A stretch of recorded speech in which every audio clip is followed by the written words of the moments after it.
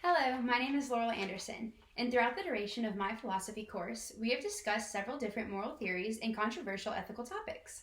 Most recently, I learned about the moral theory of virtue ethics and what all it entails in determining the rightness or wrongness of actions. The use of euthanasia as a medical procedure is justifiable through the application of virtue ethics. Under the perspective of virtue ethics, euthanasia is defensible because alleviating a patient's terminal pain and suffering is an act of compassion, one of the greatest human virtues, and failure to allay that suffering is cruelty.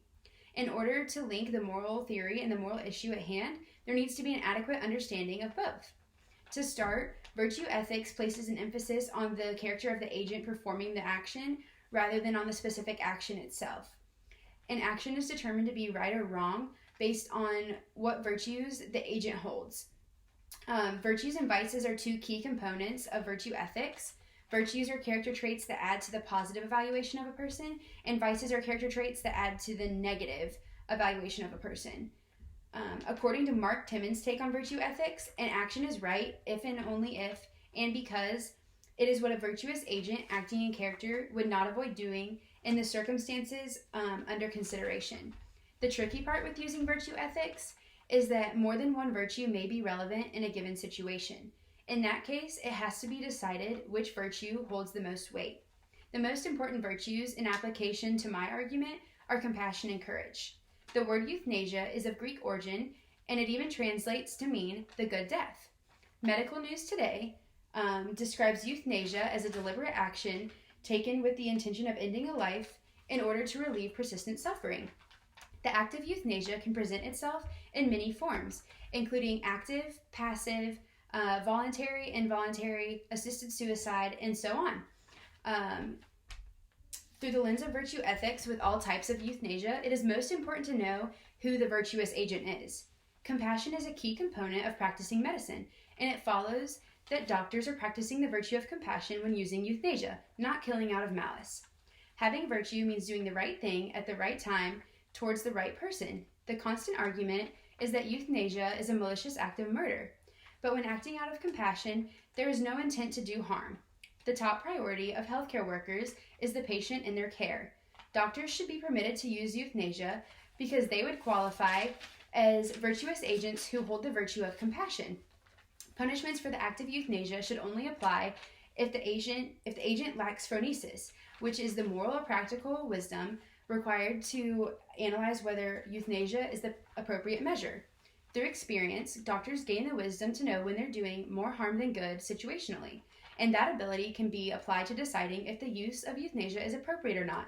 The Hippocratic Oath to do no harm that nearly all doctors are required to take is another tool that can be applied in determining if euthanasia is the proper step.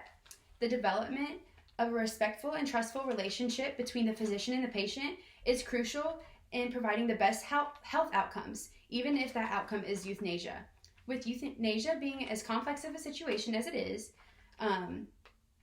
the physician is not the only person to consider as a virtuous agent. The euthanasia argument boils down to a struggle between the physician acting out of duty or acting out of virtue, but it is also the physician's duty to not let patients continuously suffer and accommodate their wants and needs. Patients and family members also play a role as virtue agents in this situation, as they display the virtue of courage in using euthanasia as an end-of-life treatment decision. Courage includes knowing how to act in the face of fear, and the vast majority of people have some sort of fear when it comes to the notion of dying. The option of euthanasia as an end-of-life measure can offer the courageous patient and their family some peace in a scary situation. Euthanasia is a much better option as opposed to elongating the patient and their family members' suffering. And no good person would want to experience nor watch that happen. Patients should be allowed the autonomy to decide how they die. Improvements in medicine have increased the life-sustaining abilities, but methods of pain management have not kept up with that progress. Terminally ill patients with no chance of recovery would not be living a good and virtuous life according to the ancient Greeks. Those patients should not be forced to continue life support due to euthanasia not being an accessible option.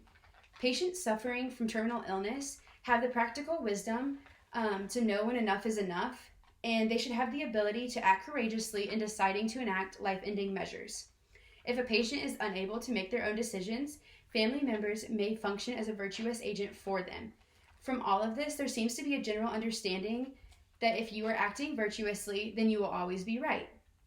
In conclusion, euthanasia is justifiable through the application of virtue ethics because alleviating a patient's terminal suffering is an act of compassion. All of the agents involved in this situation are acting out of virtue. Therefore, euthanasia is morally acceptable. Thank you for listening.